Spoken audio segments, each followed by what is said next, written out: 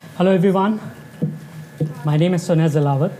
I'm part of the product management team and I'm very happy to say that I'm the first adopter of the no-code, low-code capability from the platform, because how we started is when the platform introduced this capability as part of Euphrates, which was released last year, product was the first one to adopt it, and we started removing the bulky code that we've written to use very simple function-based expression to simplify everything.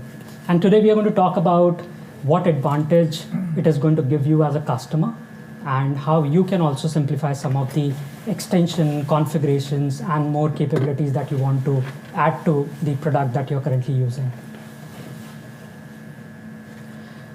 All right, so talking about few key items that are covered as part of the low-code, no-code capabilities that we've delivered. The first one is the business rules, right? So business rules, as the name suggests, are simple function-based rules that you define to make any configuration in the form, right? So assume you have an out-of-the-box form. Let me take an example of control, right? It can be risk as well, or it can be any of the object out of the 30 objects that we provide as part of the GRC library. So if you want to make any change to that particular out-of-the-box form, you can write simple English language-based functions to invoke those changes for yourself, right? So that is nothing but the business rules. Now, how we have achieved it? We have written something called as domain-specific language, and we call that as Emery, right? So this domain-specific language is very much GRC-oriented. So that way the functions that you're going to see, which are used as part of business rules and some of other capabilities of low-code, no-code, have the domain-specific language used to enable it, right? Then we have something called a chaining. So assume that you have a business logic that is already written, but you want to have your own logic before the out-of-the-box logic is called, or maybe after the out-of-the logic is called. So you can easily do that, and because it becomes a chain of pre-logic, the core logic, and the post-logic, we call it as chaining, right? So that's what we have as part of chaining.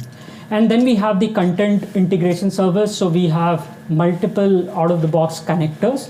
Cube is one of the example. There are multiple other connectors out there which you can integrate and ingest the data that are provided by the content providers, right? So that is also where delivered with a lot of ease. Then we have one more important thing, and morning you might have listened to the session where Joy was talking about there are 30 objects and we provide more than 300 business APIs, right? So we call it the business APIs. These are the APIs that you can provide to any third party with whom you want to integrate with, right? Then you have the simplified data import and export. A lot of you who are already using MetricStream applications, you might have already used the capability of Excel-based import. Now there was a lot of challenge when you wanted to have your own custom field. Then we had to also change the logic of simplified data upload or a Excel-based data upload mechanism. Now with the low-code, no-code, we have simplified it drastically. So if you write a business logic in a form, it automatically gets translated not just in the simplified data upload, which is your Excel-based upload templates, but also to the business API that you want to share with your third parties to integrate.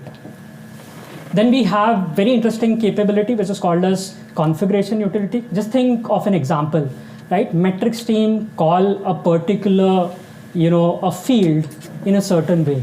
But from a business perspective, that title or that field label is not applicable. Just to take an example, say we call it as audit title, but maybe you want to call it as exam title, right? Now, how do you do it? Earlier, you had to come to MetricStream, say that, hey, go ahead and change all the labels. But that used to take some effort from our side. It used to be a customization. But now you can do it with only few clicks. We have a utility called as configuration utility. It comes bundled with 10, 15 key capabilities, which is going to allow you to make changes directly from the user interface. You can search for the title labels that you want to change. You can give the new label name, and you can identify which are the forms where you want these labels to be reflected. And then you just say save, and it changes the labels for you. And then we have the reporting. Now we also used to get this requirement of, why can't we build our own reports? Business cannot just rely on pre-canned reports. You always will have a requirement to have your own set of reports because the data is there. Why do you have to depend on MetricStream to build report for you?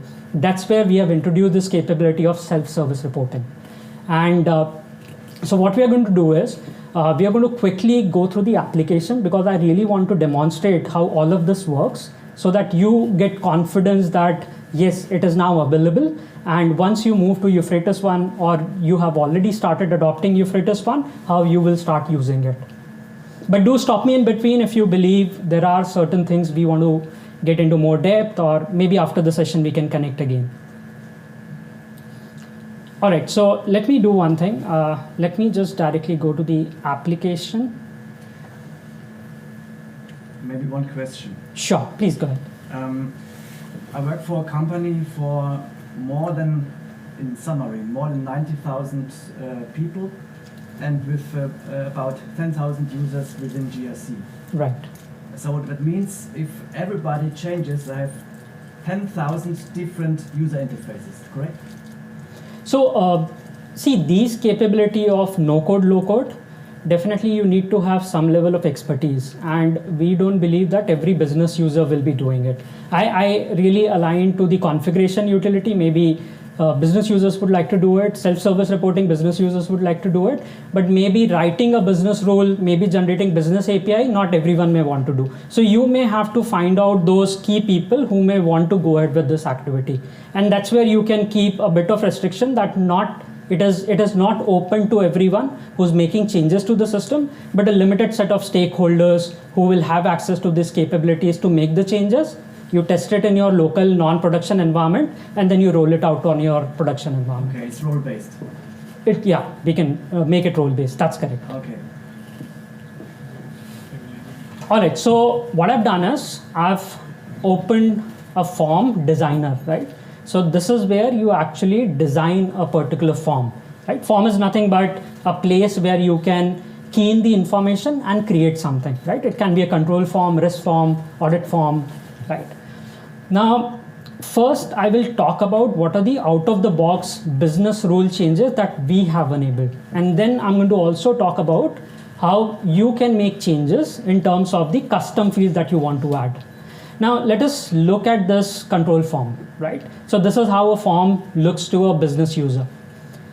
The name, as you can see, a very simple thing. Name is a mandatory field. You see the star on top of it. And it is also something that is visible, right? As simple as that. But now if you have to give this capability when you're designing a form without writing a piece of code, how are you going to do it? Let me just click name, and here you will see a couple of toggle buttons. So now because I've enabled the toggle button, it says it's mandatory. I've enabled the visible toggle button, it says the form field is visible, right? So it is as simple as that. You don't have to write any code for that. Let us move ahead. Let us see something a bit more complex in nature. So I have this parent field, right? You can see a parent field on the form. So currently it's not visible. Now let me show you how the parent field will be visible. When I select the hierarchy level 2, now the parent field started appearing, right? It is also mandatory field, and you have, the parent field applicable when it is, any level other than level 1, right? So now it's a bit more complex logic. Now how do you enable it? Now I go to parent field, I select it. Now let me go to do you see this box?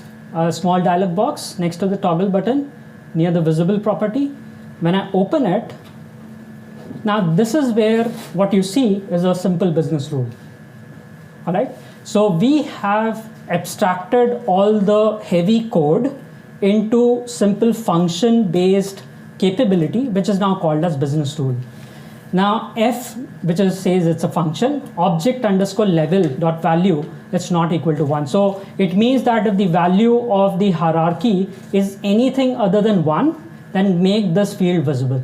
It is as simple as that, right? So this is one of the example of how business rule is written. Let me give you a couple of more examples so that it will bring a bit more clarity in terms of how the business rules are used in the application. Now let me go to this particular field, which is execution frequency.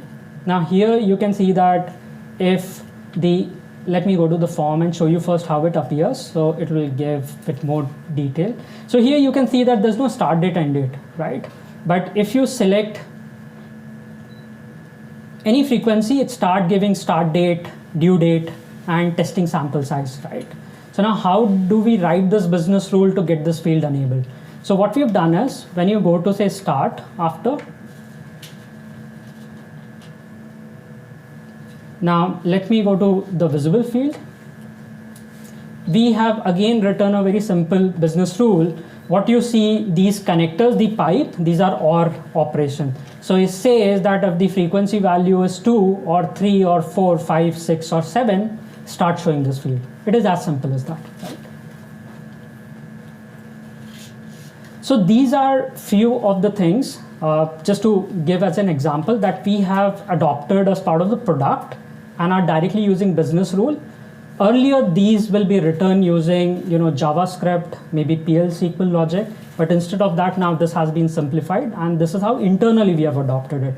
Now, when it comes to our customers, right? Many of you will say that in control form, out of the box fields are good, but my business requires me to add one more field, right? Which is not there in your out of the box form. Now, how do I enable that? So what we have done is, here in the out of the box form, we do something called as extension of a form. So if you want to create something very specific to your business, you pick up the core form, you extend it. Again, it's a few click away to extend a particular form. Now, once you've extended it, you go to the form designer. From here, you drag and drop the fields, and you say that what type of field you want to showcase. And in this example, what we've done is we have added a field called as short description. So it's a text box that we've added. And then we wanted to add a logic that, if the level is anything other than 2, so you don't need to just enter the parent, but you also have to type in the short description. And it's mandatory for you to write the short description. So now how do I achieve this particular logic? So we have done the extension of the form. When I go to the short description, again, we have used a business rule to do all of that. So when I go to visible, I've written exactly the same logic for parent, which says that if the field value or the hierarchy value is anything other than 1, enable the short description field. So it should be visible. And the second logic, which is again same thing that we have written, is called as if the field value is anything other than 1, make it also mandatory. So that's how you add business rules to your custom code that you want to add to a particular form, right? Now, there are a couple of other things that you can do over here. You can enable, disable a particular business rule that you've written. You can validate it before moving the business rule into the application so that the syntax can be checked by the system. And then you can also decide to enable the business rule for extension. So for example, if there are out-of-the-box business rules, you can always go ahead and extend them, write your own business rule to get it into a more advanced capability that you want to add for that particular field. So this is about the business rules. Are there any queries before we move to the next feature? So imagine a theoretical situation where a group has a particular opinion on something and somebody might disagree with someone in the business that's different. And I need the system, I'm product owner, I need to make sure that it is compliant with the group framework. Can you restrict the ability to configure for someone in the business to configure the system to where you need to keep these core things, and you can't hide the elements that I need you to fill in. You can't sort of make them not mandatory anymore. But they then have the flexibility outside that kind of core field structure that I need. They have the flexibility to add or remove their own Yeah. Hello. Yeah. So that's an excellent question. So all of this which you're seeing is role based. So the core of this is the role where you give the permissions, and once you have the permission, then only you can go ahead and even open up this interface. Otherwise, you'll not be able to open up this interface. So that's completely restricted by role based on the organization, right? Who would be the admin? Who wants to be the playing the admin role? gets the permission, not the regular users. So that's how it's been governed. Okay, so someone then who has the admin functionality can change the entire form, rather than potentially having a locked down element of the form and admin, so a lower powered admin user that can change bits outside the lockdown. Yeah, so that's another feature which has been asked for, like having different levels of admins. Today we don't have it. And we are also expecting these kind of changes to be done in a lower environment, not in actual production environment, so they can go through the SDLC cycle. Now, it completely depends on you. If you want somebody to change it on the fly in production environment, you can do so, but that's not recommended. Right? So what you're saying here is exactly the same thing being used by product development internally. So that's the power. So we're opening up everything, right, in terms of the platform capability, and then you can you can choose whether you want to give it to admins, you want to restrict it, you want to give it to your partners who does the development, or give it to professional services. It's your choice how you configure it. Okay, that's brilliant. Sure. All right, so till now we have seen business rules, but I was also talking about two more aspects, right? So one is you have made the changes to the form, you have written your logic based on the business rule, but now this has to also reflect at two other places. One is the simplified data upload, which is the bulk Excel-based upload capability, because if you're making a change to the form, it is very much possible that you want to use this field to also bulk upload the data. Now we have written a logic, right, where if I have to go back to this parent example, that if the level is anything other than 1, you want it to be mandatory. Now you also want this logic to carry forward to the bulk upload. You don't want people to upload the data where the level is 1, but still they have not entered the parent. You also want this logic to carry forward to any business API. So for example, if you're connecting to a third-party application and they're using the control API, they're calling the control API, you don't want them to pass on the information of a control to create a control where the level is 1, but still they are not passing the parent information. Now to do all of that, there's something called as the business API developer journey. Now how do you do that? You go to a particular form. Let me just quickly show you. So it is under process excellence, and here we have something called as the business APIs, right? So when I go here, what am I going to do? I'm going to select a package which is GRX. Now what is GRX? GRX is nothing but the extension of GRC, right? So by default, all your library objects are under a package called a GRC. This is out of the box package.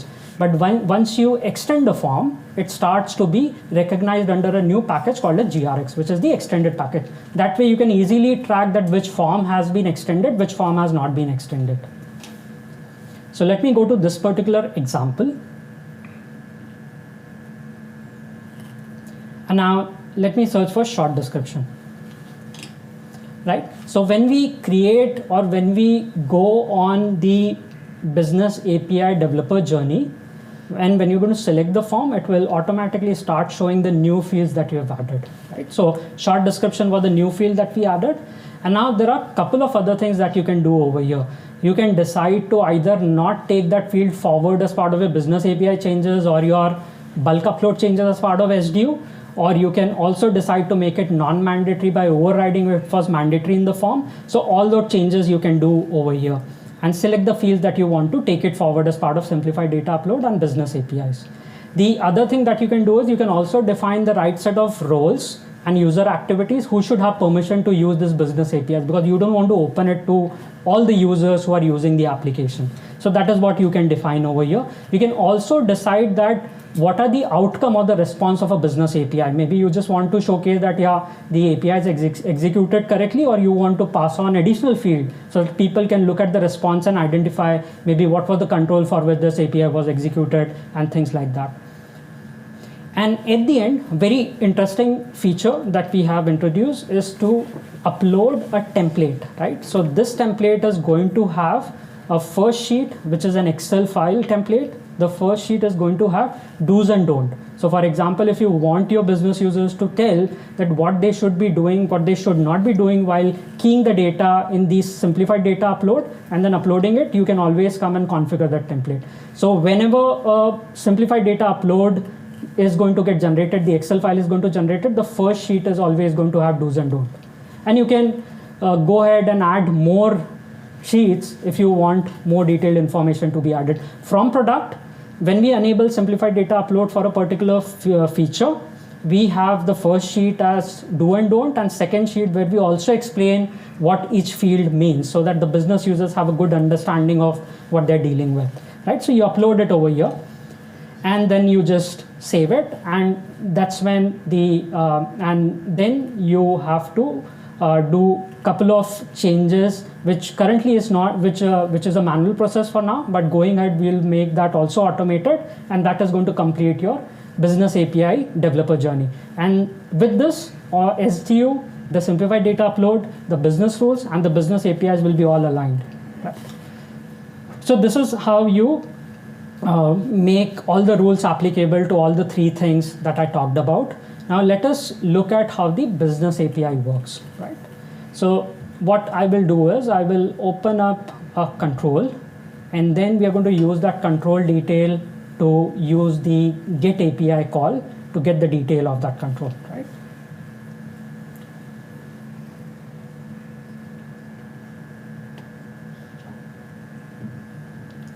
Let me just quickly apply a filter.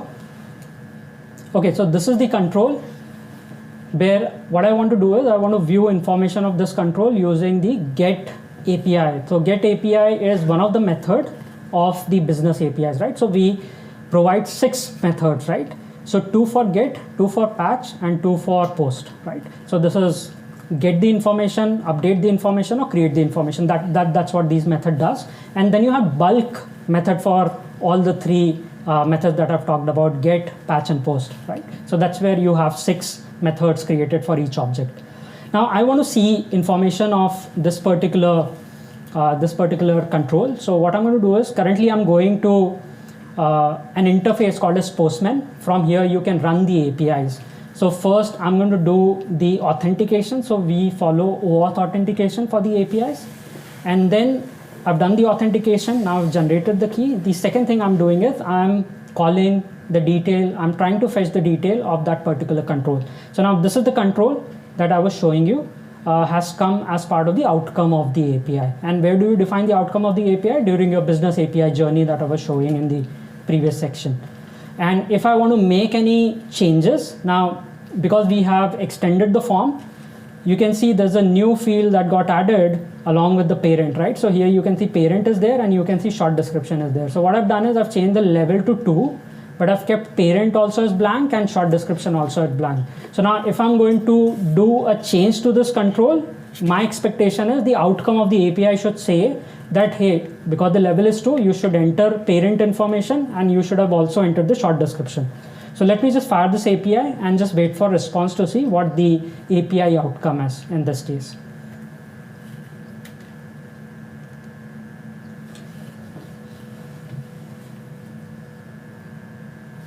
So here we are calling the business API externally from outside. Right? That's so it can be any software, your software, any software which has access to the cloud, the REST API which is getting called. Related question to this: should we do our own version management? I mean, yeah, we can really mess up. Can we like go back then to how MetricStream initially has foreseen it, or like normally for our development, like version management tools and so on? How is that here? So you can do your version management here also. GRX, which is for the X, your own extensions. You can actually put that into your whatever version control software you use. Yeah. Right? Or our advice is to stay out of the box, not to do any changes. Right? No, we should not So, be. but what we are showing you is like in cases where you have to do your extensions, it's pretty easy to do. And wherever, like for example, in this case, you want to interface with your own system, right? The legacy system you have, you can use APIs to do that. But yes, it doesn't come with a version control internally. You have to externally manage it. Yeah, that's the complexity of GRC to keep it simple. All right, so I've got the output, and if you can see, I've got 2 error messages as part of the response. One is the parent cannot be blank, and the other one is the short description cannot be blank, right? So that's how the changes, what we saw right from the form, you added your own custom field, till the business API level, the change has been translated, right? Now we're going to see the third part of it, where we will also see how the simplified data upload is going to capture this logic that we have added for short description. So let me quickly do one thing. Let me go back to the application. Let me go to the report. So I'm in the control report. I will do one thing. I'll export it. So I'm doing an export of the report.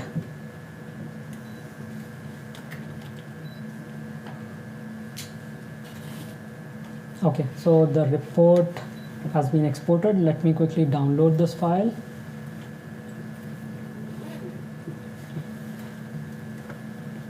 Okay, so this is where it got downloaded. So this is the overview sheet I was talking about, which gets added during the BAPI journey. Remember, business API journey, we uploaded Excel template, right? So this is coming from the upload that we did, and this is where you can say that what are the do and don'ts of the upload. And then I go to the main form. Let me just say send for approval, right? And here, if you can see, let me just expand it. Okay, so here you can see the level is 1. Let me make it to level 2. So now the logic is at level 2, the parent should also be filled. The parent information should also be provided, and the short description information should also be provided. So here we don't have both the things in place, though we have changed the level to 2, right? Let me just quickly save it.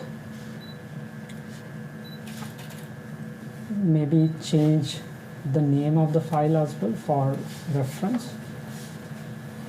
So let me just say it is 1710_2. All right. So now what I'm going to do is I'm going to upload this file, because I want to create this item again. And the validation that I'm expecting is that the system should be able to say that, hey, you have not entered the parent field and you have not entered the the short description, even though the level was changed to 2, right? So let me quickly go there. Oh, I just have 5 minutes. Okay, all right. So let me go to.